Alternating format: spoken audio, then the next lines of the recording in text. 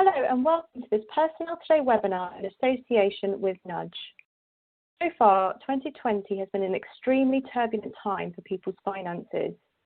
As the coronavirus crisis continues, many of your people may have been furloughed and could have unfortunately seen their family's financial health change. With the average household debt now totaling more than £60,000, financial worries are weighing heavily on people. But you as employers have a key role to play in helping your people form healthy financial habits. This Personnel Today webinar will look at why financial well-being is now more important than ever and how businesses can create a living and breathing financial well-being strategy. Today, I'm joined by two expert speakers.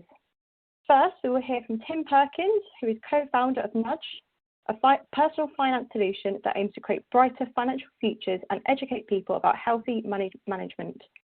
Tim has over 15 years experience in the HR and benefits industry and will be telling us why employees need money support from their organisations and what HR must look for when developing a financial wellbeing strategy.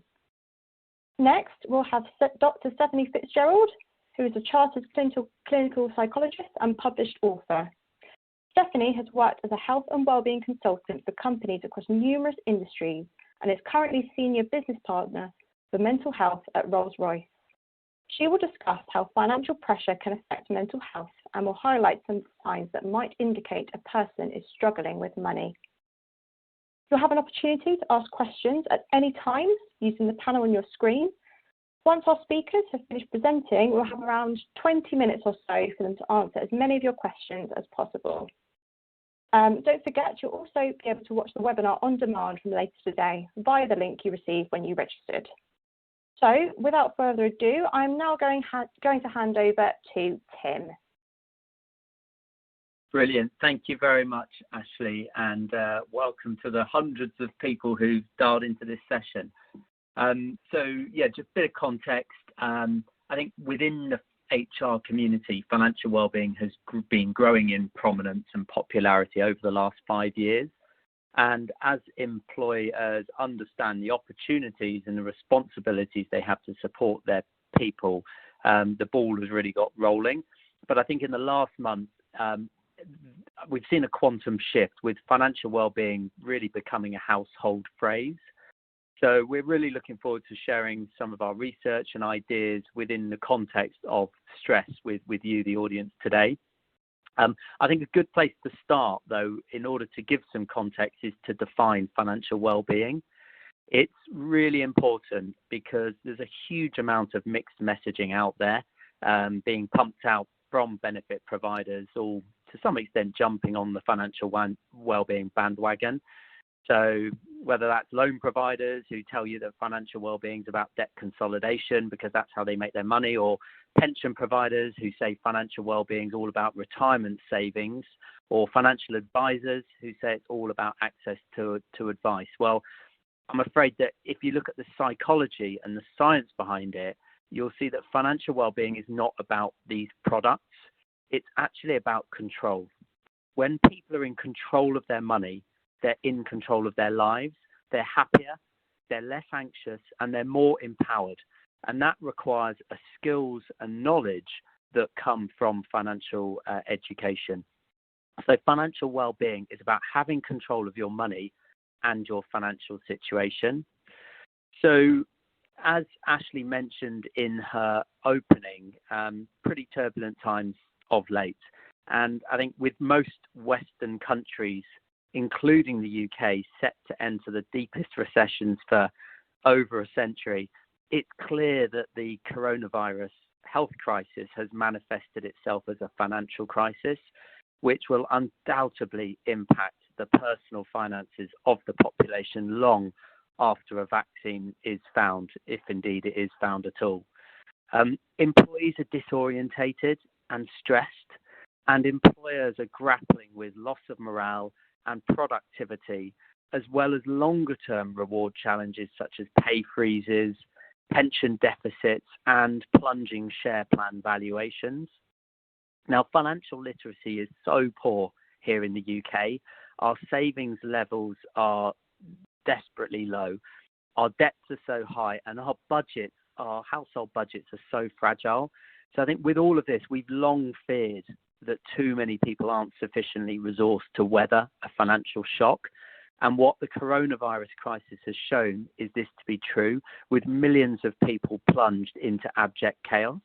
So from a health perspective, deaths in England and Wales have now hit a 20-year high, with the ONS saying there's been over 20,000 deaths purely from coronavirus. Meanwhile, from a personal finance perspective, 4 in 10 people are saying that their household income has decreased, which is obviously hugely striking and very grim. 2 million people have already lost their jobs, and 9 million people are expected to be furloughed. So even if you haven't furloughed people yourself or laid them off, and therefore they've seen that direct impact, the chances are that their nearest and dearest have been impacted. So it's worth, when you're thinking about your employees, just thinking about those communities beyond directly your employees themselves. However, as an employer, you're in a unique position to help this situation. You know who your people are, they trust you, and you provide the lion's share of their financial provision. So thinking specifically about coronavirus, I thought it was worth exploring some of the finer details of how the current situation is going to be impacting your people.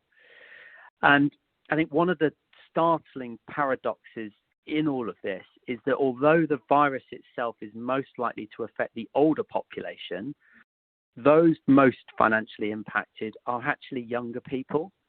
And there's some obvious reasons for this, such as younger people are more likely to work in the hospitality and retail sectors, which have been immediately impacted. But there's also the fact that there'll be a generation of recent and upcoming education leavers who are entering the job market at the worst time in living memory and suffered from that last in, first out decision-making that's happened. Going deeper, though, there's also the generation before who've been struggling with their careers since 2008. And although most pronounced in countries such as Spain and Italy, in the UK, you're also much more likely to have already been unemployed even before coronavirus if you're young. And that's going to become more pronounced. So the longer that people are unemployed or not employed in careers of their choosing is going to create a long-term societal issue, which we need to be very concerned about. Because from an HR perspective, this could mean long-term resentment and disengagement, long-term planning changes. So, what will the financial requirements of the 20-year-olds today have in 10, 20 or 30 years' time? But also the need for personalization. So the support that you provide your employees is going to need to be heavily customized to different groups. Now, when we, throughout this session, I'm going to be referring a lot to some of the specific detailed financial topics and talking about the outlook for people's finances. I'm going to be referencing data and talk about money across the following categories. So just to give a bit of background to our data, I'm going to, throughout this session, reveal the real-time analysis of the financial behaviors of 350,000 employees from 100 employers across 12 months. And these employees range from 16 years of age to over 90, and they represent every industry and geographical region. But what you can see here on the slide is that we divide the world of finance into 25 areas of interest. And all of the content that we provide fits into one or more of these areas. So by tracking what people are learning about, we can better understand people's wants and needs and use that to track things like stress. So this is we call this nudgeonomics, by the way. And this is critical for employers to be able to form a plan to help their people. You can't really help your people if you don't really know, what their needs are. So this type of analytics is really popular now. So thinking about how activity has changed as a result of coronavirus, as measured by the lockdown. So what we're seeing here is before lockdown. So we're seeing that the top learning the top topics that people were learning about in the 10 days prior to lockdown were all focused on positive financial well-being topics. So savings, tax, investing, they're all positive topics that we would expect to see from calm, controlled people who are looking to optimize their finances. What's quite striking, though, is if we then compare that to what people were learning about in the immediate 10 days after lockdown, it is so different. Everyday finances, budgeting, avoiding scams, they're all more fundamental survival type learning. And also by virtue of other reducing so much, this also suggests people are a lot more focused in their learning. So you can see there post-lockdown, only 13% of learning was about those other 25 topics. So things like children and family or insurance or those types of topics. So post-lockdown, people are a lot more focused. They know what they need to know about, and they're finding their way directly to it. So those changes are significant, but probably not surprising. But the shift is obviously really, really pronounced. So what does this tell us actually about employees? And I think, as leading up to, we're going to hear from Stephanie at a moment, as per the intro to this webinar, we're particularly interested in stress right now. So what this data is going to show us is what financial stress looks like according to age. And we get that through tracking the topics that people are learning about, but also asking them the questions as well. So asking people how they're feeling at any particular moment. So Stephanie, perhaps I could loop you in here. What do you expect this to look like? What would you expect to see stress looking like according to age? It's a really interesting point, Tim. I think people's individual circumstances and things can fluctuate, but I imagine there are peak points where people feel financial stress at more times in their life than others, if we think about the cycles of work and that sort of thing. So I'm thinking possibly more stress around house buying time, so maybe in your early to mid-30s, maybe seeing a bit more financial stress around there, having a bit of a bump, and then hopefully financial stress easing off. In this day and age, I'm also wondering about later life and people becoming anxious about pensions, etc. Interested to see. Yeah, and I think what you've mentioned there is so many different things that can impact stress. So regardless of what age you're at, there's all sorts of opportunities to become hugely stressed by money. So to reveal the results there. What this shows is the percentage of people who suffer frequent financial stress according to those age groups. And so you can see that the broad trend is downwards, which isn't necessarily what you might expect to see. I think it's probably more consistent than I perhaps expected to see. But I think what's interesting is younger people who have fewer financial commitments are actually the most stressed. So they're having a harder time of it compared with those older colleagues. I think everything around younger employees has got more complicated than perhaps it was a decade or so ago, including being bombarded with adverts and the pressure to buy through Instagram, as well as difficulties on the housing market, all those things that the younger generations, were told by their parents, not necessarily relevant. So, it's really interesting to see that. And then I think what's also then interesting is to split that down according to gender. So if you're curious about the gender difference, what we find is that women were more stressed in every age group than men. And this, I think, adds up to the argument for personalization. Just looking at age or just looking at salary or just looking at gender alone is not enough. You need to make sure that any support you're providing is heavily tailored to make sure that the stories and the support are relevant to aid all people. So Stephanie, really interested to hear your comments about stress and picking up some of those points. Brilliant. Thanks very much for that, Tim. So it's worth saying when it comes to finances and mental health, the situation can be a little bit chicken and egg. So it can be that financial problems lead to an increase in mental health issues, but it can also be that mental health issues can lead to greater financial difficulty. So when we're experiencing poor mental health, when we're struggling with a mental health issue, things like organising and managing financial issues, staying on top of your finances can become much trickier. And particularly if people are battling with an anxiety disorder, if they're feeling very stressed and overwhelmed anyway, then actually managing their financial situation can just start to feel a bit too much. It's almost that something that would make them feel better and more in control of their lives actually becomes very difficult to manage. And so that in itself can then lead to greater worries, greater anxieties about money. I feel I'm losing control. I feel I don't have a good grip on this. And that, again, can lead to a further decline in mental health.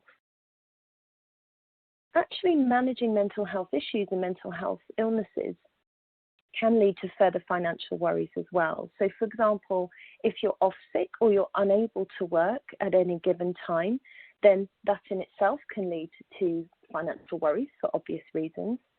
Also, we can see people engage in unhelpful spending behaviours. So people talk colloquially about retail therapy, and actually that's a very real concept. People spend money to make themselves feel better. And if you are persistently low in mood or you're very anxious and your spending increases, you're more likely to disengage or disconnect from that process. So it's almost as though when we're feeling very unwell, very stressed, we can allow ourselves to disconnect from the reality, and it can almost feel as though we're spending monopoly money. So you can see people who are very unwell spending a huge amount of money that they don't have, but almost disconnecting from the fear and the anxiety relating to that. It almost becomes another problem for another time. The other thing to think about is when we're feeling very low or anxious or we're very stressed and overwhelmed, actually maintaining the courage, and I think courage is the right word sometimes when it comes to dealing with our finances, but also the motivation to deal with any problematic financial issues can be much harder. So the motivation to tackle it, to sit down, to open those bills, to look at the letters, to contact the bank, all of that can go out of the window. And sometimes as well, the longer we avoid something, the bigger an issue it begins to feel. So the longer we don't open those letters, the scarier they become. And this can make perceived complicated forms or processes even more challenging to deal with. So even if people are in a situation where their bank can offer them some help and support, or they can reach out for additional financial help, actually even just sitting down and completing those forms can feel too much and can feel very overwhelming. When we're dealing with financial problems, particularly when they're related to mental health issues and we're feeling very stressed by our finances, this can cause a real disconnect from those around you. It can be a very isolating, very lonely situation. We see the strain on relationships, and that can be relationships between employees and employers, as well as relationships, personal relationships and close relationships in our lives. We can sometimes find that we feel unable to support or engage with those around us. So if we're struggling for money and we typically support someone financially, or we like to be able to help someone, maybe we help our children, maybe we're a bit more generous with the pocket money, actually not being able to do that can really affect how we feel about that relationship and about ourselves. And also just engaging with those around you socially. If people are, not at the moment because we're on lockdown, but prior to lockdown, if people were asking to meet for a coffee or they wanted to go out for dinner and you weren't financially in a position to afford that, that can also really affect those relationships, but it can affect how you feel. And for so many of us, our financial situation is closely linked to how we feel about ourselves and our sense of self-worth. So again, when we run into financial difficulties, that can really impact on our self-esteem. There are lots of different coping styles when it comes to managing money, and Tim, you'll be very familiar with this, I'm sure, and you'll have come across lots and lots of different coping styles. Absolutely. When it comes to managing your finances and mental health, certainly the approach that absolutely does not work, either for your financial health or your mental health, is the head in the sand. So ignoring the problem and hoping it's going to go away absolutely exacerbates it. And I've certainly worked with clients over the years who've really struggled to manage their finances because they just kept putting things in a drawer, kept tearing up letters, binning them without reading them. They were so scared to confront the situation. And whilst they weren't confronting it, some of those minimum payments were missed, which meant there were huge fines or there were overdraft fines, etc., because they weren't on top of it. And so what we know for both mental health and financial health is not addressing the root cause, not addressing the problem in hand, is not going to support your mental health. It's certainly not going to support your financial health. So whilst it's really difficult, what we need to be encouraging people to do is focus on their mental health, focus on their financial health, and deal with the situation in hand. So how do you know if an employee is struggling? So often people ask me this because they say, actually, it's not that easy to notice someone who's struggling financially. It feels incredibly personal. And I think particularly in the UK, we're quite reticent sometimes to talk about finances and money. It feels really personal. You wouldn't typically go up to someone in the street and ask them what they earn, for example. It just feels very personal. So I've focused here on problem debt. Really, debt seems to be the issue that people struggle to disclose. And it's also the one that's most closely linked to poor mental health. So often when people do have money worries, they're going to hide those due to embarrassment or maybe to protect those in their family or their close circle from worrying about them. Or maybe they just don't realise the severity of the situation. So again, it's that disconnect. Or maybe they do realise but they just don't want to admit it. And you see lots of self-justification going on. So, you know, everyone's got a car loan, everyone's got a mortgage, everyone's thousands of pounds in debt all the time. It doesn't matter if I've got these store cards. It doesn't matter if I've got 5 credit cards. It's fine. Everyone's doing it. You see these sort of flippant comments come out around debt when people just can't quite face up to it. So the clues that you can look out for that people may disclose or that you may know about people is, have they been in debt in the past? So we know that past patterns of behaviour can predict future patterns. So if someone's in the habit of being in debt and struggling financially, it may be that they've never learned the tools that they need in order to better manage their finances. So if they've been in debt in the past, that could be a sign that they're struggling now. Have they had a recent significant life event? So anything that's going to cost people money or affect their wages. So for example, being made redundant. In this case, as we're talking about, very topical, being put on furlough, you may have noticed a reduction in income. If they've recently lost someone, someone's passed away and they've had expensive funeral costs, if they're getting divorced, all these significant life events can impact on debt and really land people in quite a lot of financial trouble. Conversely, you may notice that someone always seems to be doing quite well for themselves. They've got the latest car, they've got the latest iPhone, they've got really expensive handbags or shoes or whatever it may be. And you're looking at them and thinking, how is it you've got a £10,000 watch? I think we do the same job, which means we earn roughly the same money. How come you've got a really expensive watch? So just noticing, if you think that someone's always got the latest must-have, but they don't have the budget for it, it's just worth keeping an eye on that. Which sounds very suspicious, keeping an eye on people, but it's just, that can be a red flag. Also, if you notice changes in people's mental health, so if they start to become anxious, withdrawn or secretive, if they snatch their phone away, if they hide letters the second they come through the door, then that can be something that people are hiding their debt from. If they've changed their spending habits, so again, typically go down to the canteen, buy a cup of tea together, people start making their own. They could just be trying to save a little bit of money, but it could be that they're really having to cut back and reduce their spending. Other issues may be that they complain of sleep disturbance or that they've gained or lost a significant amount of weight. These are generally signs of depression. Depression and debt are best friends. So when people are in debt, they tend to become very anxious and very stressed. And then as that's maintained, they become very low in mood. So things like sleep disturbance and weight gain or weight loss can be indicative of debt.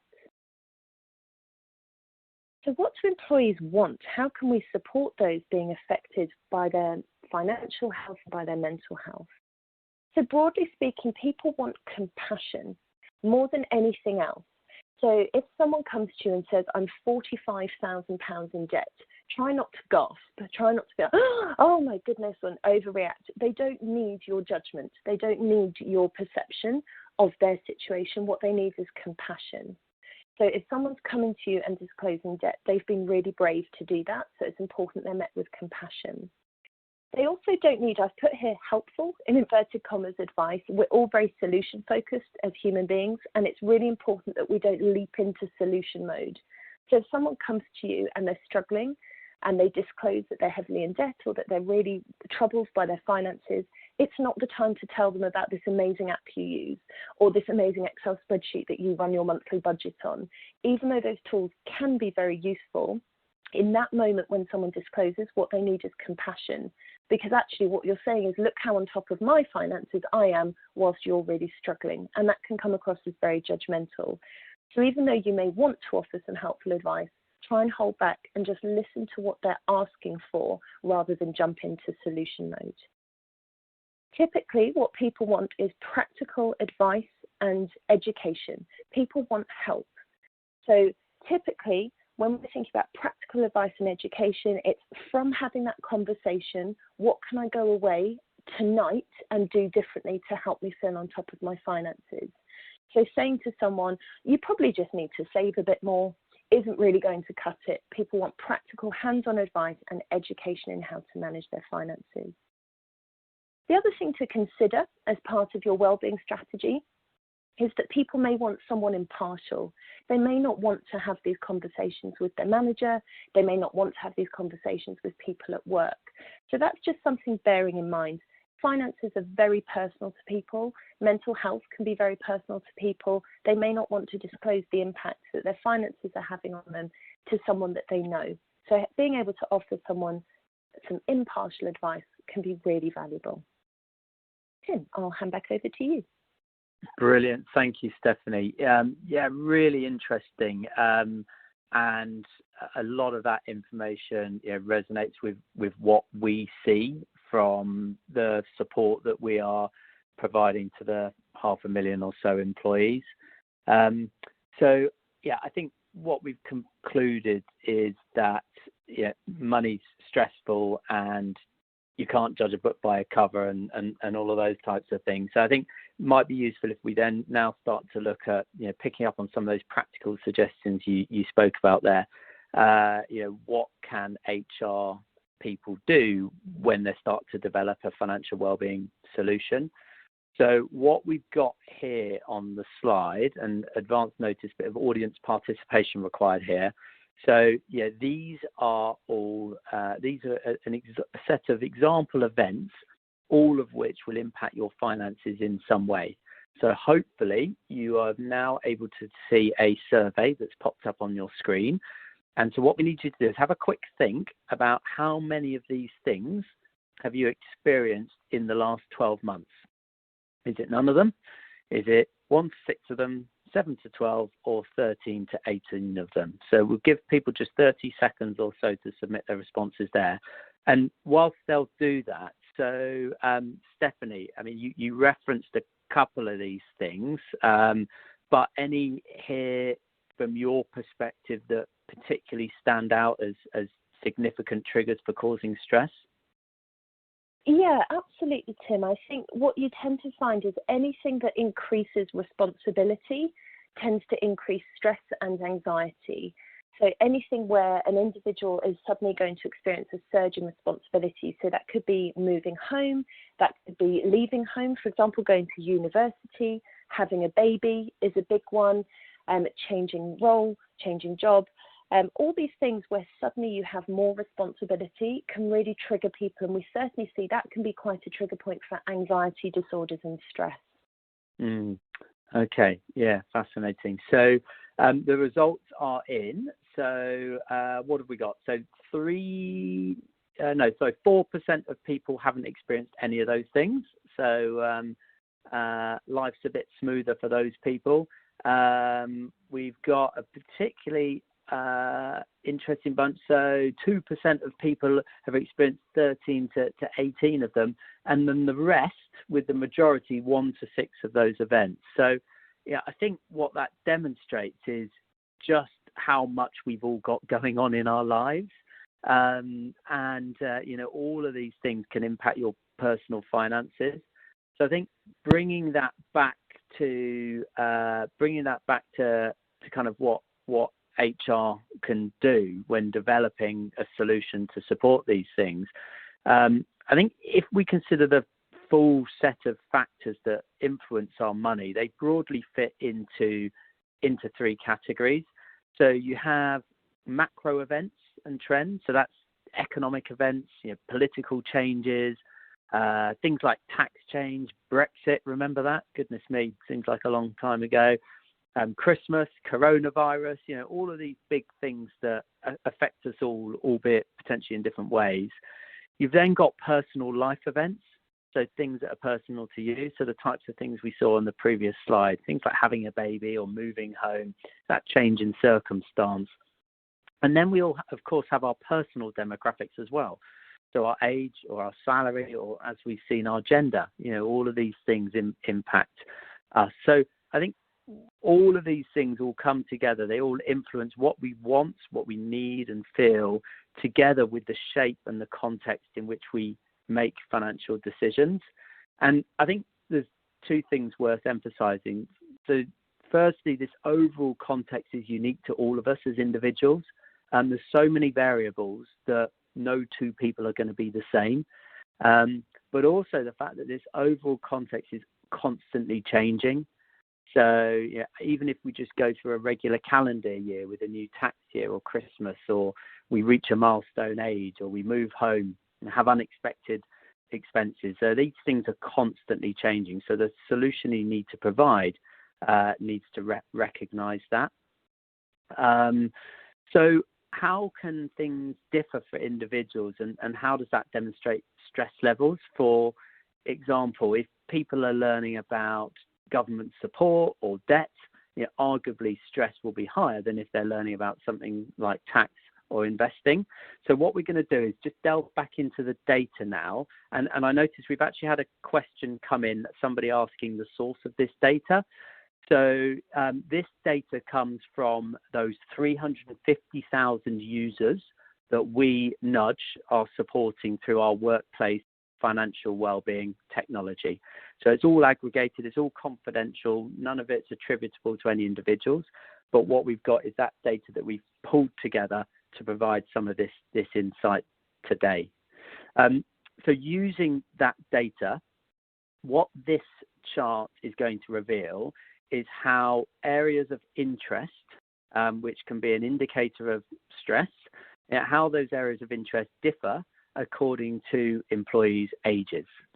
As I say, this gives us an idea of stress levels, and by tracking this and tracking stress will in turn help you, an employer, understand your requirement to help your people and where to target that help. And it also shows just how different employees are and how varied the support is that they need. So if I just click on, so what we can see here, along the x-axis, those areas of interest are budgeting, government support, investing, pensions, and tax. And when we break that down by age bands, with purple representing the youngest employees, those people less than 23 years of age, and pink the oldest, so those over 61 years of age, the y-axis, meanwhile, shows what percentage of employees in each age group are learning about that topic.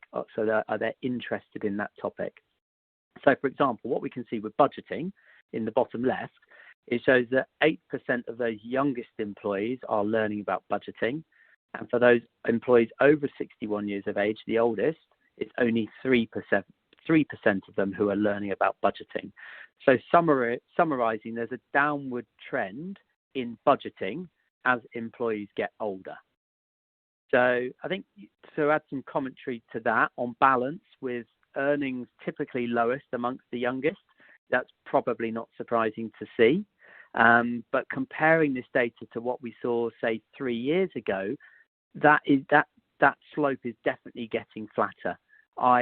what we can see is that budgeting is a growing problem for older people as well.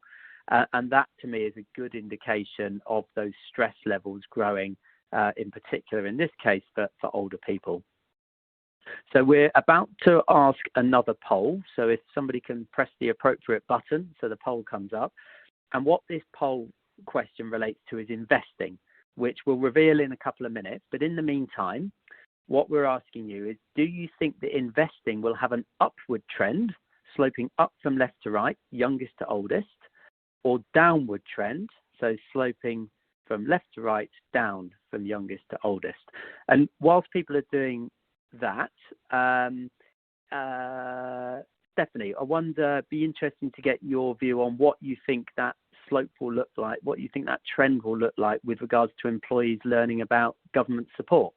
Do you think that will be an upward trend or perhaps a downward trend?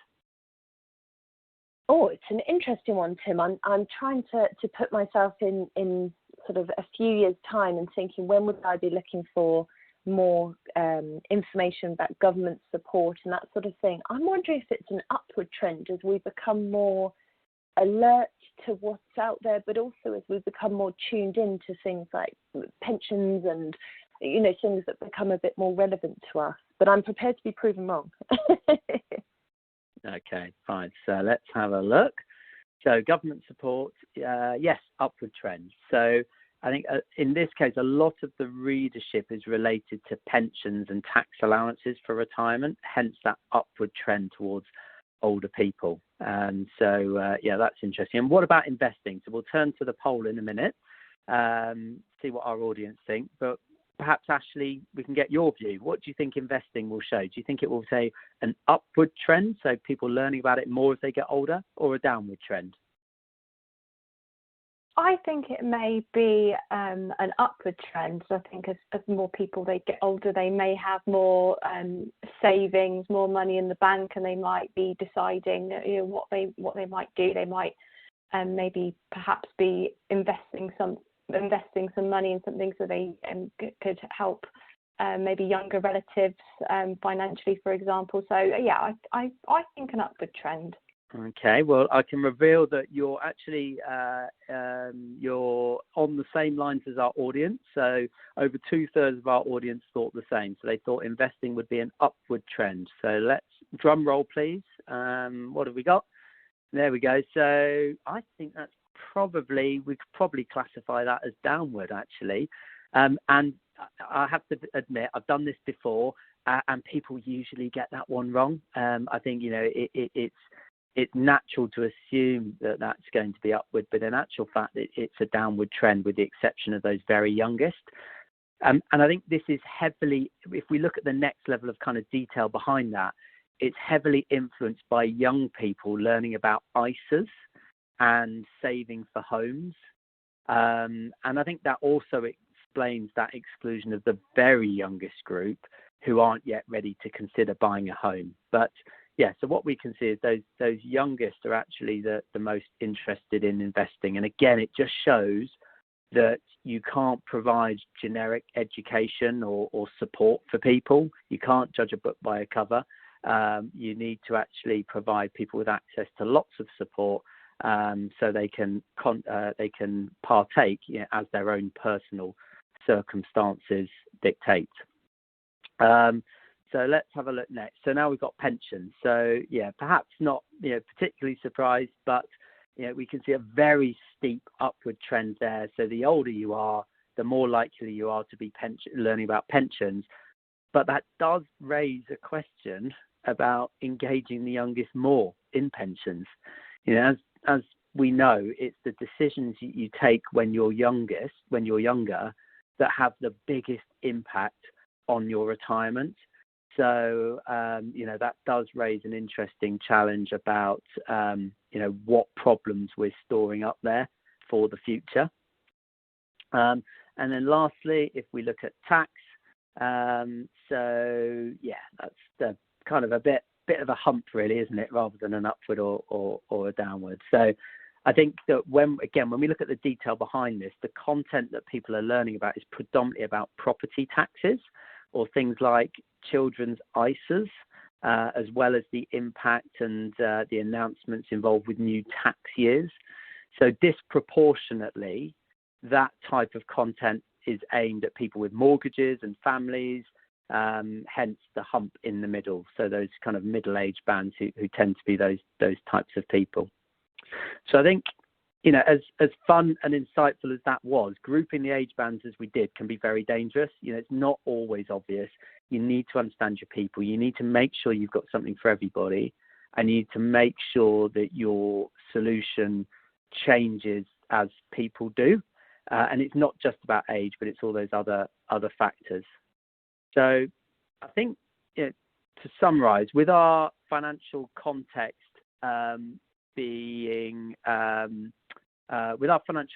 made up of those macro events, personal life events, and our personal demographics, our financial context is really complicated and it's hugely personalized.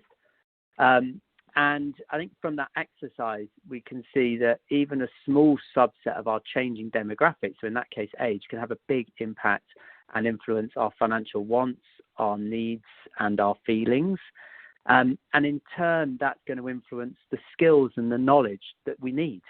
And therefore, the financial education, Stephanie talked there about the way to support people is by giving them that education. It's going to influence the education they need. And it's ultimately going to then influence the behaviours, the decisions, and ultimately the actions that people take. And if I do that, so if I'm receiving this content that's personalised to me, and it's focused on all of that, then I may then have a fighting chance of achieving this state of financial well-being. So this idea of control about my money and control about my life. But as we've emphasized, it's a living, breathing thing. And so your strategy has to be living and breathing too. It has to be highly personalized, timed. It has to learn and adapt. And it has to address the right problems at the right time with the right solutions. At the moment, people are stressed. We saw that through the post-lockdown data. But as we change, as we come out of that crisis phase and pass through the recession phase and into eventual recovery, people's needs will change. So I think just to summarize, we've seen how financial well-being is all about control. If people are in control of their money, they're in control of their lives. They're happier, they're less anxious, and they're more empowered. And the coronavirus crisis has become a financial crisis, which is changing people's needs, their wants, and their stresses. So now is the time to act. Even in ordinary times, your support as an employer needs to be personalized and dynamic. It needs to change with the times. But at this current time, with so much stress around, there are 3 considerations for how to support your people. So the first is about empowering those latest skills and knowledge. Control comes from having skills, having knowledge, which in turn gives you confidence. And that in turn comes from financial education. So make sure that if you're looking to develop financial wellbeing solution, it's got independent financial education at a foundation. Just chucking products at people isn't enough. And it's about giving people the tools to make sure that they can apply those new skills and knowledge. And be proactive. Work with a provider who's got the data and has got the experience to keep you on the front foot. Secondly, make sure you understand your people. So Stephanie talked about some brilliant examples there of kind of things to look out for in terms of, the types of things that might indicate somebody's got challenges. You need to really feel the pulse of this. You need to make sure that your support is personalized to your people as you understand them. Make sure you use your other benefits to both understand your people, but also promote solutions. So, for example, EAP. I'm sure lots of people listening in have got an EAP. It's a great barometer of not only where your people are at, but it can also form an important part of the solution itself. And make sure that you track this stuff as well. So EAP usage, again, is a great way of doing that. And then speak with empathy. So you talked a lot about this, Stephanie, so perhaps I might leave you to sum up from here, if that's okay. Yeah, absolutely. So certainly speaking with empathy and understanding is certainly what people need to support their financial well-being and their mental health. So as I mentioned earlier, it's really important that we just approach with compassion and empathy, even if someone comes to you and discloses a situation that you cannot wrap your head around. You just think, gosh, how could you let things spiral this much? Or how could you let that happen? Or it may be that someone comes to you and they say, oh gosh, I'm really worried because I only have £50,000 worth in savings. And you might think, gosh, how have you managed that? So whatever it may be, it's important to try and separate out your own reaction and your instant solution from empathy and compassion as an employer. So if someone's disclosed, it's just remembering they've been really brave, and empathy and trust go hand in hand. So the more empathic you are with someone, the more compassionate you are towards someone, the more they're going to trust you and be able to disclose to you. So speaking with empathy, absolutely the right approach. Thanks, Tim. Okay, perfect. So Ashleigh, did you want to lead on the questions and comments?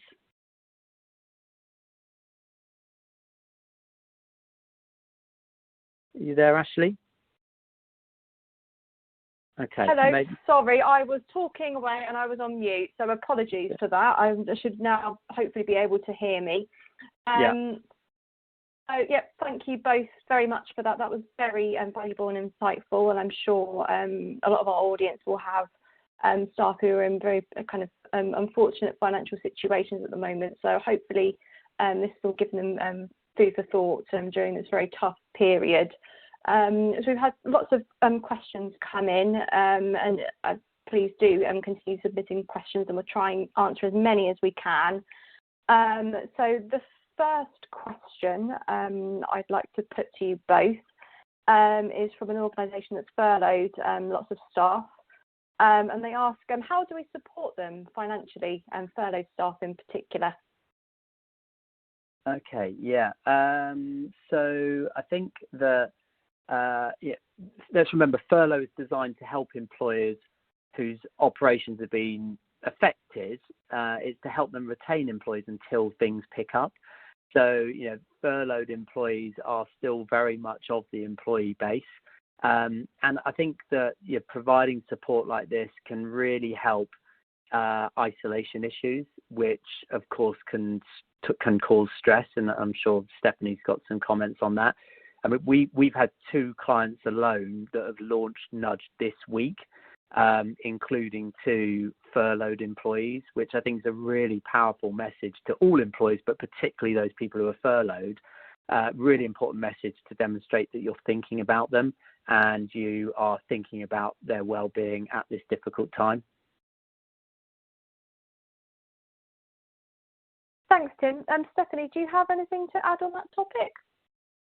I think just from my own experience, it's making sure that resources and information that you have available, you can get out to staff who are on furlough. That's really important. So if people aren't in work at the moment, they may not have access to their company phone or their company laptop, or they may not want to engage with, going on to intranet sites, etc. They may be unable. So it's finding really clear communications that can go out to people who may not be able to access the typical intranet or email routes. So it's just being mindful of that in your strategy to make sure that those who don't have regular access to the sources of communication they typically would have, that you're keeping in touch with them and making sure they have access to that to support them. Yeah, I could just pick up on that. That's a really important point. As a practical perspective, if they're furloughed, potentially haven't got access to work email, so you're going to need those other channels. And I think that emphasises a wider point that, not only should support that you provide around this be the right content for the right people, but you should be respectful of the channels that people want to receive this as well. So, for example, we have a growing number of people choosing to receive their financial education nudges to their WhatsApp. We are launching with Facebook as an employer in a couple of months' time, and as part of that, we're launching the ability to receive their financial education via Facebook Workplace. So, don't think that just because they're furloughed and they're not picking up their email, that means that there's no channel. there are some creative ways to support this. Thank you both. Yeah, it is really important to remember, and there's a whole host of technology out there, so it's good to hear that companies are using this technology to get this education across. Okay, we've got another question here. This person asked, there's a bit of a fine line as an employer between supporting an employee with their financial stress and getting too involved or taking too much on. How should we approach this? So, Stephanie, maybe you'd like to pick this one up first, please. Yeah, absolutely. I think this is a really important question, and I think it's important for two reasons. So for people who are on this call who are in global organisations, you'll know that the rules differ across different countries as to what you can and can't ask people and how much you're allowed to ask people to disclose. So there are fine lines around what you can ask as a manager. So, for example, some of the things that make you a really good, proactive, compassionate manager in the UK can actually make you, can actually get you in real trouble in the US, for example. So we need to be really careful. And certainly a good approach to get around that is to be very proactive in the information you're offering. So don't wait for people to disclose. Really proactively get the education out there, get the comms out there, act as if everyone needs this information rather than waiting for employees to ask for it. And also that will protect you from taking on too much as a manager. So as that question rightly says, there's a fine line between supporting and actually taking on the burden of someone else's worry and concern. And I think it's really important, if you've got access to good materials, if your strategy has a really clear pathway to manage people's financial concerns, and you've got organisations and forms and sources of help and support that you can signpost them to, you can be really useful and you can be really structured in your approach without taking on the burden of it. So that I think there are two elements to consider there. One is the really proactive pushing out of information, assuming everyone needs it. If people don't need it, they'll ignore it, but you could really help someone who's unable to disclose or you're unable to ask. And the other one is really pushing that information and having it structured, signposting and support for individuals so that they know exactly where to go for help. So as Tim mentioned earlier, employee assistance programs, most people think of those as being access to counselling, and actually they have fantastic financial and debt advisors, and it's all free for employees to use. So I think that's a really good question. Thank you. Yeah, and I think if I could just add, the government know that we've got a problem here in the UK. We're too polite when it comes to money. We don't like talking about it. And as a result, there's a lot of people like the ostrich we saw with their head in the sand. And I think if you're an employer who's keen to help your people but nervous, there's an interesting paper that you should look up. So about 3 years ago now, the government launched a paper called the FAMR, which stands for Financial Advice Market Review. It's quite technical, so make sure you've got a strong copy if you're reading it. But in there is a number of recommendations, and I think from memory, 3 or 4 of them were aimed at employers. And it was about giving you the reassurance that providing financial education isn't advice. You're not going to get in trouble for helping these people better understand their money. Financial advice comes when you're making a recommendation, and particularly when there's a kickback involved with it. So, that's why you need to be really careful with employing financial advisors and loan providers and so forth, because ultimately the education is leading to a product. But if you're just providing education with no sales pitch, you don't need to be alarmed. And I think just in terms of making sure you don't bite off more than you can chew, I think that was a part of the question. There's some really clever solutions out there now that can automate a lot of this support. So use technology efficiencies where you can. Thank you both. Okay, some very valid points there. We've only got about 5 minutes left, so I'm afraid we've probably only got time for 1 or 2 more questions.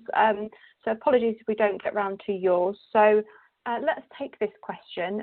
Can you give examples of organisations that have been supporting their employees particularly well at this time? What are they doing?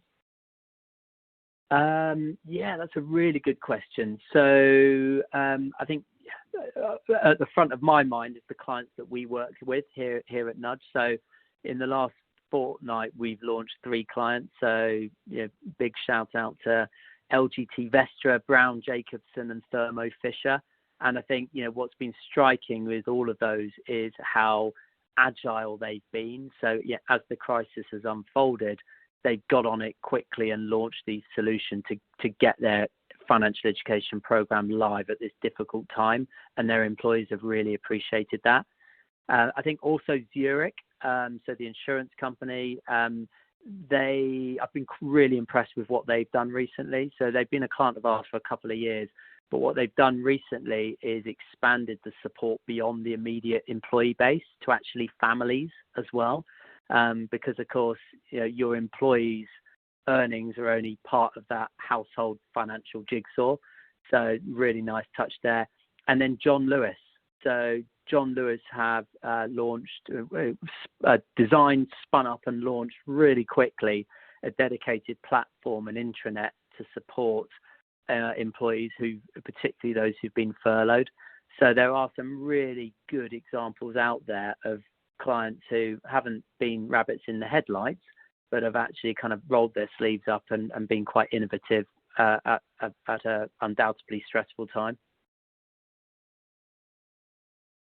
Stephanie, do you have anything to add to that, or have you come across any particularly innovative things that people are doing at the moment? I think just to pick up on what Tim said there, I think the companies who've been very proactive, the ones who are really pushing information out there, not waiting to be asked, being really prompt in their response, making sure that people feel supported. All of those are really good, healthy behaviours for organisations to be engaging in at the moment, and just make people feel listened to, heard and supported. Yeah, I think that's definitely very important. I think support and, gentle support here is really key. Apologies, that's all we have time for today. But thank you to those who submitted questions, and sorry if we didn't get round to yours. Do keep an eye on personneltoday.com for upcoming webinars. And don't forget, you'll also be able to watch this one back a bit later on too. So that just leaves me to thank Tim and Stephanie for their expertise and their presentations today. So thank you both very much indeed. And you've been listening to a Personnel Today webinar in association with Nudge. Thank you and goodbye.